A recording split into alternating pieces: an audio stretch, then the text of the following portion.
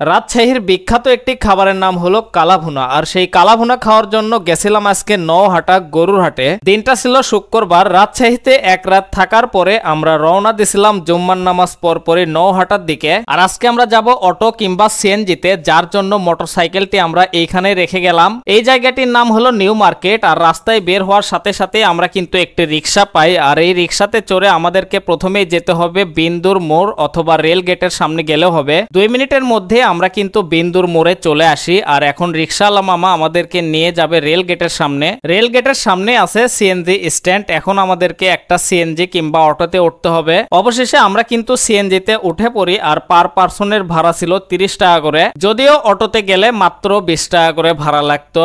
রাজশাহী শহরের মেইন যে রোডগুলো, এই রোডগুলো আমার খুবই ভালো লাগে, একদমই নিরিবিলি। কিছুক্ষণের মধ্যেই আমরা কিন্তু সেই নওহাটা ব্রিজের ওপর চলে আসি। সিএনজি ভাড়া দিয়ে আমরা বরাবর রওনা দিলাম সেই হাটের মধ্যে। আর দেখতে পেলাম রিপন ভাইয়ের কালাভুনার হোটেলের একটি সাইনবোর্ড লাগানো আছে। দোকানের সামনে আসতে দেখতে পেলাম অনেকগুলা কড়াইয়ের উপর কালাভুনা গুলো ভাজা হচ্ছে। এই নওহাটা হাটের দিন বাদেও আপনারা প্রতিদিনই কালাভুনা পেয়ে যাবেন। রিপন ভাইয়ের দোকানে বসে থেকে খাওয়ার জন্য রয়েছে চেয়ার, টেবিল ও ফ্যান। রাজশাহীর কালাভুনার মধ্যে 3 দোকানদারের প্রচুর নাম শোনা যায়, রিপন, ফয়সাল ও হানিফ মামার কালাভুনা। বেশ কয়েকবার আমি হানিফ মামার কালাভুনা খাইছি। এইবারে নিয়ত করছিলাম যে রিপন ভাইয়ের কালাভুনা ট্রাই করব। আমরা নিছিলাম 2 বাটি কালাভুনা ও 2 প্লেট সাদা ভাত। সবাই দাবি করে যে স্টিলের প্লেটে কালাভুনা খেলে নাকি অনেক তৃপ্তি পাওয়া যায়, তাই আমিও নিছিলাম স্টিলের প্লেট। বগুড়ার যদি বিখ্যাত হয় আলুঘাটি, তাহলে রাজশাহীর বিখ্যাত অবশ্যই হবে কালাভুনা। এখানকার 1 বাটি কালাভুনার মূল্য ছিল